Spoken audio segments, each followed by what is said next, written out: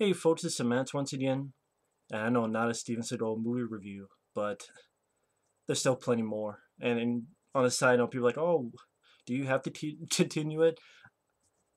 I started pre-recording these a long, long time ago, so I have about 18 videos pre-recorded, and I have like 5, 6, 7 more even after that, so I started, I'm going to finish it.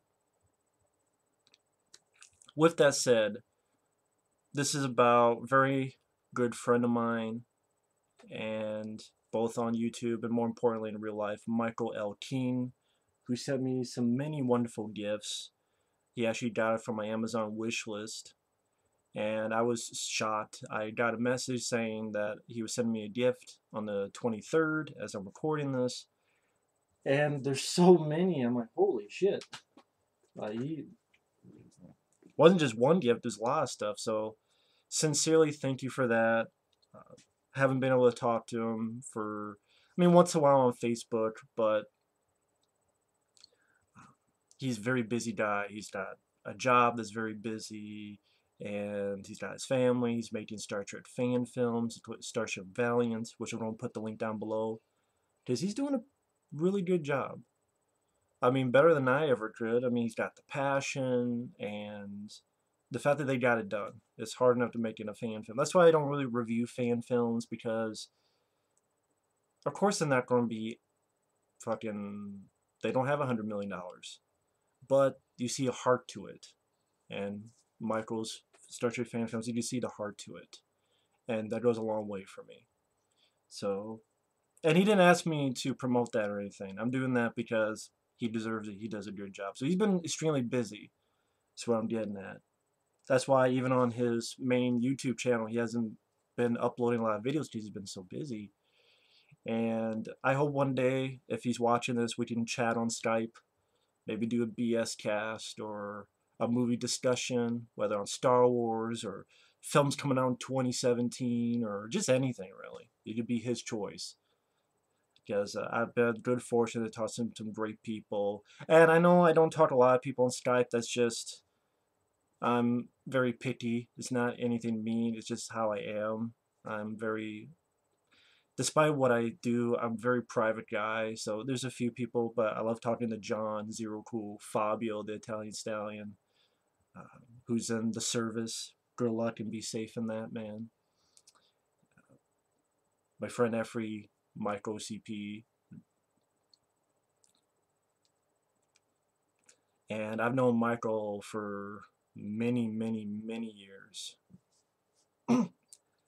Since my old account, and hopefully one day.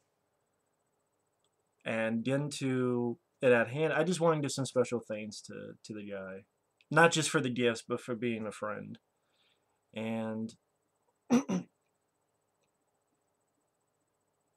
actually, to be fair, real quick, like another guy sent me something. I think it's fair to show that.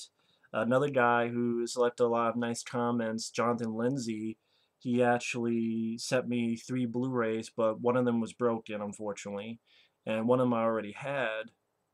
But the third one was on my Amazon wish list, and that's Mortal Kombat on Blu-ray, which is very cool because I wanted this film on Blu-ray. I enjoy this movie, and this also has the animated adventure, which I never saw. It wasn't on my VHS tape or anything.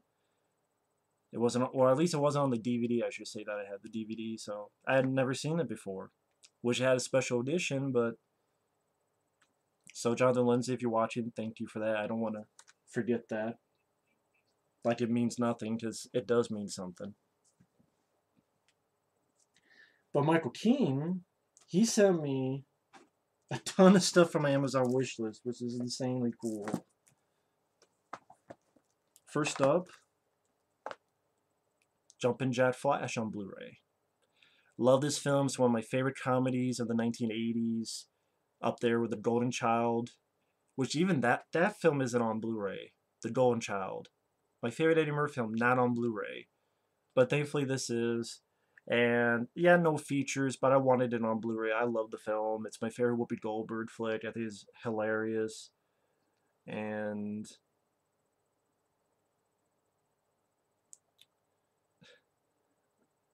I wish Whoopi did more films like this with that R-rated sort of no holds barred sort of dialogue.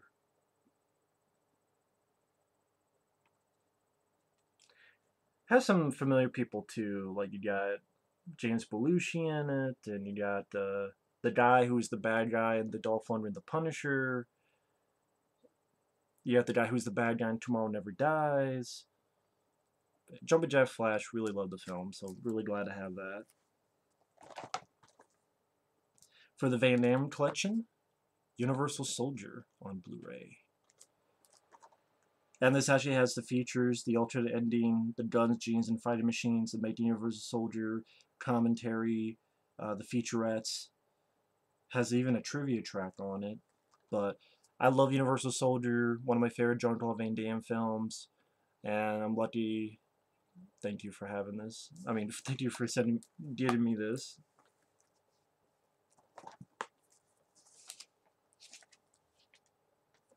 I even kept this. Enjoy Your Diaz from Michael L. King. I definitely will. Thank you. From Dusk Till Dawn, my favorite vampire film. Wanted to see how this film looked on Blu-ray. For those wondering, it doesn't have any features, but that's fine.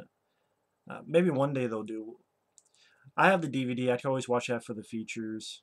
Hopefully they have a new. Maybe one day they'll do a new one with brand new interviews.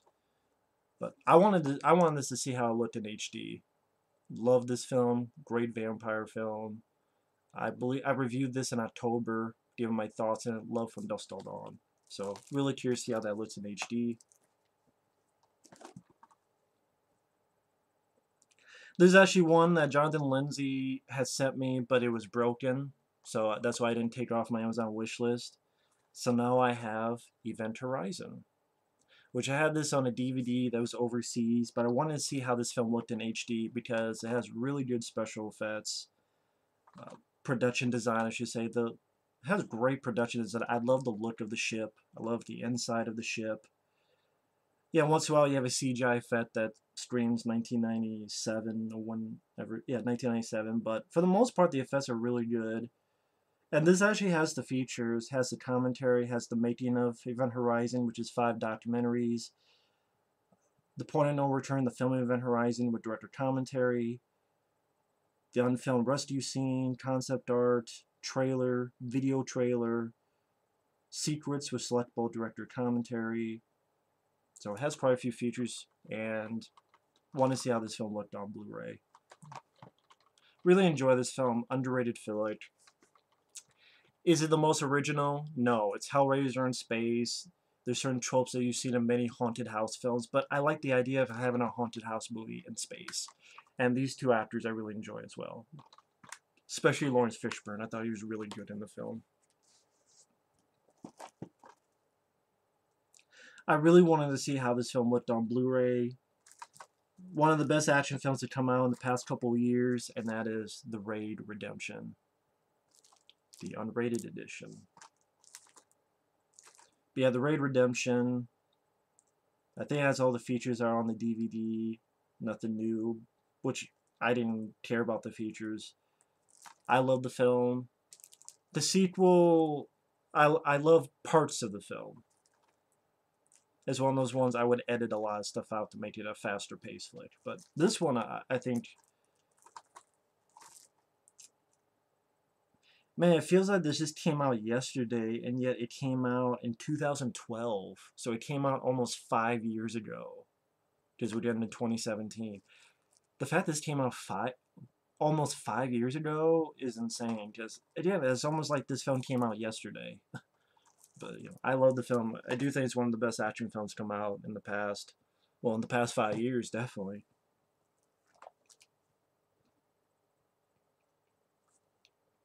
Next up is two films, which is a great double feature. I think these films, for me personally, I like them more than the Saw movies. Any of the Saw movies, including the first one. I can watch the first Saw film and the second one as well, but I like these films much more. And that is The Collector and The Collection. If Kevin McAllister, Macaulay Culkin grew up, he would become the Collector. I love the idea. I mean, yeah, if you put your brain to it, it's not going to make sense. How the fuck did this guy make all these traps in this house so quick? And but you just say the same thing for pretty much every slasher film. But I really like the main character. I really like Josh Stewart in these movies, and it's very rare to have a horror film where you have a main character that follows through to the next film and who's the main guy and who's actually he's a good actor and he's a decent character and he's an ex-con ready to steal stuff, but he does the right thing at the end of the day. And I like the look of the killer. I thought it was simple yet effective. I like his traps. They're fun. And the only problem I had with that movie, the first one, was the ending because it left room for a sequel, which then there was a sequel, which I thought was another very solid film. If the first one was Alien, this is Aliens. And to the point you have people with guns, as well as a lead character leading those people with guns back to the horror. I mean, so it is Aliens, which is not a bad thing. And more more films should do that. And it doesn't end on a sequel. It does. I mean, it doesn't end on a sequel bait ending. It ends it perfectly. There does not need to be a third one. The collective, whatever. This is all you need. You do not need a third one. It's perfect the way it is. This one, it leaves room. This finishes it perfectly. I mean, dot the I's, cross the T's. It ends it perfectly. So I love these two back to back. Do not do a third one. You will fuck it up. It does not need a third one.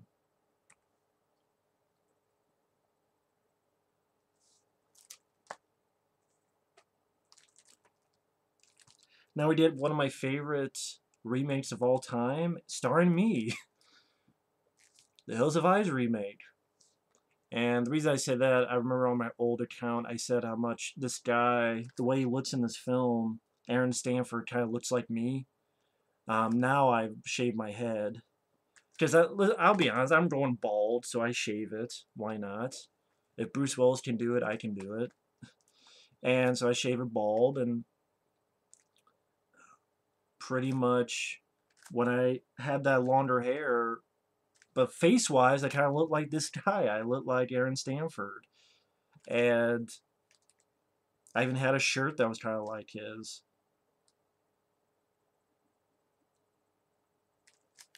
This is one of those remakes that even though it's a lot of similar to the original, I thought it was done better, and the third act is what won me over on this. The third act, I thought, it was a Sergio Leone Western action revenge movie, and the third act.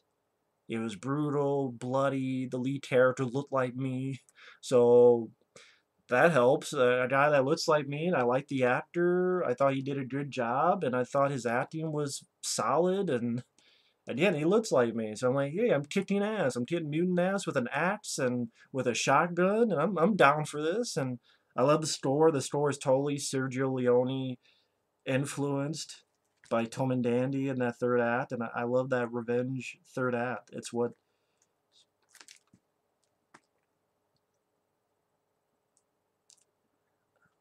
And the rest of the film, I liked the look of the film more than the '70s one. That's just me. But Tales of Eyes remake, really glad to have that. Next up is the sequel to The Fugitive, which on my other channel I did that films movie history, which I'm going to try to work on sometime soon. But I go month by month and look at a movie history, what films came out that month, and I have pictures and stuff on my Rambo Films YouTube channel. And one of the films I talked about was this. And I enjoy this film. It's the sequel to The Fugitive, carrying this character played by Tommy Lee Jones, Sam Gerard. And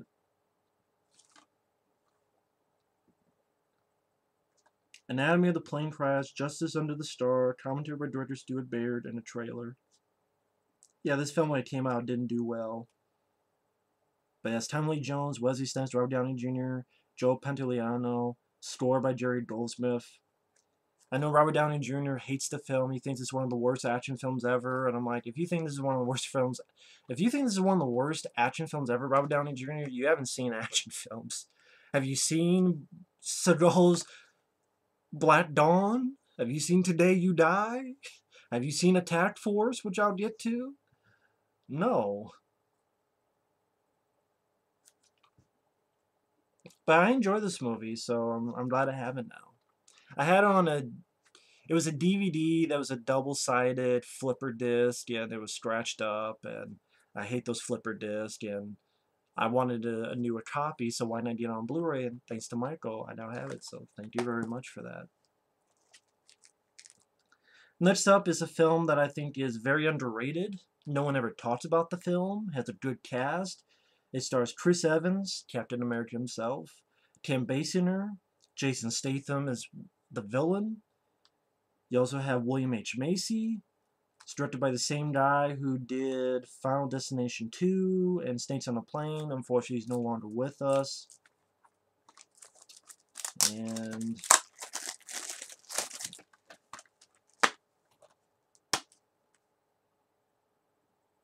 oh, cool, the disc is alright. No, just the mail busted up the back of it. As you can see, there's like a hole in it right there. See, they busted up the back. But the disc is fine. As long as the disc is fine, that's more than fine. But yeah, good job, post office. But again, the disc is fine, so that doesn't bother me. But as I was saying, this is a very underrated film. No one talks about it. It's written, or at least, no, the story is by Larry Cohen, who did The Stuff, who did Cue the Winged Serpent, who did It's Alive. Larry Cohen, who came up with the story of Phone Booth, which I like, he came up with the story of this. And it's a good story. It's a good idea. What if you're driving one day, you get this random frantic phone call from a woman saying that she's been kidnapped and her kid is about ready to be taken? What do you do? And you can't get off the phone, otherwise you'll lose contact with her. And if the signal dies, so does she. Chris Evans did a really good job. I thought this was a very solid film. Again, no one talks about this movie. And I was actually surprised. It got 2 thumbs up from Ebert and Roper. I'm surprised by that. This one is a classic. I know they're doing a remake of it. Of course. Blue Thunder. Again, want to see how this film looked like on Blu-ray. Love this film. Roy Scheider, Daniel Stern, Warren Oates from Stripes, Candy Clark from the remake of The Blob, Malcolm McDowell from A Clockwork Orange. He's your villain. Directed by John Badham, who did Stakeout, Short Circuit, Saturday Night Fever, The Hard Way with Michael J. Fox. Done quite a few films I enjoy. One of the writers is Dan O'Bannon, who wrote the original script for Alien.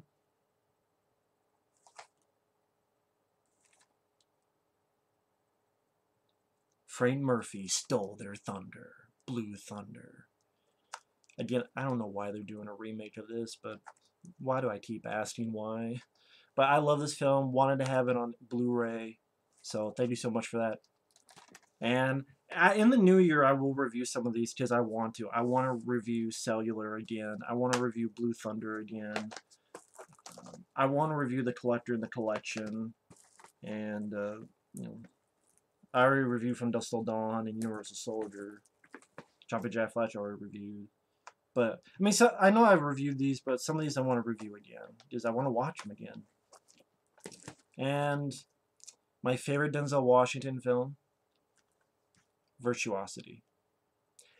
People are like, what? Shitty cover, I will say. I like the original cover, like the poster. But, of course, no features, because no one likes the film. I think Michael does, and I do, and my friend Effrey does. So we 3 like it. And American Urban Radio, a must-see that packs a real wallop, a virtual sci-fi roller coaster of stupendous thrills. This is my favorite Denzel Washington film, which I'm sure no one else will say that. It's my favorite because I love the kind of character he plays. He's a guy who was a cop, and one day he's going in and he gets his fucking arm blown off, but he's still shooting. And because these stupid reporters got in the way, he got his fucking arm blown off, so it's not like he was in his right mind. You got to cut him some slack, and they're right in the fucking way. But he accidentally shoots some people, and so he's put into prison, convicted. While in prison, inmates are put into this VR to test against this guy, Sid 6.7. I think it's going to be used by cops to train police officers, how to do certain stuff. But then one day, Russell Crowe, 6.7, he breaks out, and Denzel Washington has to chase him. Directed by the same guy who did The Lawnmower Man. I thought it was fun. I thought it was entertaining. I thought these two worked well together. I like this more than American Gangster, which they're in together. And I'm sure if I remember there's some interview and they kind of make fun of this. No, this is better than American Gangster. I'd rather watch this, Virtuosity. I even like the title. The title might be stupid to people, but I like that. Virtuosity. Just sounds cool. And it's a cool movie that no one talks about. It flopped when it came out. Critics didn't like it, but I enjoy it. So. And since I'm doing this, I did pick up a couple for myself. Figure I'd show that off. Doom, which was a movie that, the third movie that Jonathan Lindsay had sent me, but I already had it. But Doom, I enjoy it. I know people are mad at me for that, but I enjoy Doom. My only problem, it needed more action. Especially in the first half of the film, it needed much more action. It tried to be more of the slower paced Doom 3. Although Doom 3, a lot of people hate that game, but I watched my friend Michael's playthrough of Doom 3, and it was really fun to watch. So maybe that's why. But I really enjoy Doom. Again, just needed more action. That's why I like to see a sequel. And go the Aliens route. Have more action, more monsters, but this flopped and everyone hated it. Except me. I think Michael doesn't mind it as well. But yeah, I really enjoy Doom. Oh well, I enjoy it. Stephen King's It. I only had it on DVD where you had to flip the disc, and I bought these as an early Christmas present because, well, other than what Michael sent me, this is all I'm going to be getting for Christmas, which is better than nothing, so, hey, there's nothing to complain about. Stephen King's It has the same commentary from the DVD, but it's on one disc, so you don't have to flip it. I enjoy this film. I know this film gets some hate nowadays, or a lot of people don't like this nowadays. I've always enjoyed it. I enjoyed it when I first saw it on TV back in the day, and I enjoy it to this day. It's just, the only problem is the stupid spider scorpion thing at the end, but Stephen King was so fucking vague on, well, Stephen King blames, I would blame Stephen King more than the people who made it, because the shit he wrote in the book. But I really enjoy the film. I think Tim Curry is ill and not good, which is too bad. He did a great job as Pennywise. I don't care about the remake, so I will just stick with this. Razorback, Blu-ray from overseas, Australia. Same place I got Road Games. Or some. My mind is so out of it. I don't know if I got Road Games or someone sent me Road Games. Fuck. If someone did, they'll tell me in the comments because I'm an idiot, and I'll admit that. But I did get this, and it works on my Blu-ray player, but for some reason, I guess this Umbrella Entertainment stuff, some of them work on Blu-ray players in the US, some of them don't. I've had good luck because I have the Punisher, Road Games, and this. They all work on my Blu-ray, and it's an LG Blu-ray player. So, but yeah, I wanted this, and it has features, interviews, Jaws on Trotters audio interview with the actor, some cutscenes from Not Quite Hollywood. I didn't get this for the feature, so I got this to see this on Blu-ray because it's not in the U.S. I don't even think it's on DVD in the U.S., let alone Blu-ray. So I wanted it on Blu-ray, and I thought it looked great. It's a good-looking movie. I really enjoy Razorback. I think it's pretty underrated. And I got this, Doomed. The Untold Story of Roger Corman's The Fantastic Four is a documentary on the Fantastic Four film that was never released. It was made, but never released. And yeah, I got this because I'm really curious about the story behind this, and it has some features. It has a live cast and crew panel discussion, director interview, outtakes and fun, Joseph Culp on Doctor Doom, revisiting film locations, unused Roger Corman interview footage, and a complete interview with Sean Howe, author of Marvel Comics' The Untold Story. I've had a lot of strange experiences, but the Fantastic Four ranks at the top, says Roger Corman. That movie was never supposed to be shown to anybody, says Stan Lee. How many movies did Roger Corman make that never got released? One. And that is the Fantastic Four. So, I haven't watched it yet, but sounds like a really interesting documentary. I love this kind of stuff. Like, the death of Superman Lives, the death of Returns. I love that documentary. I'm really curious to give this a watch. I love that kind of stuff. So anyway, thanks for watching this video. Merry Christmas. I'll probably upload this on Christmas Eve. So have a safe Christmas. Take care. Jonathan Lindsay, thank you for the Mortal Kombat. Everyone else, thank you for the comments. Thank you for the for watching my channel throughout all the ups and downs. Michael, if you see this, hopefully one day we can talk on Skype and maybe do a podcast or some type of video or anything of that nature. Anyway, thanks for watching. Merry Christmas. And probably the next day, because I really had nothing to do on Christmas. It's just, you know, most of the family's over some other places. It's usually just another day for me, so I'll probably be uploading a few more Steve Seagal videos and go from there. Thank you and take care. Bye-bye.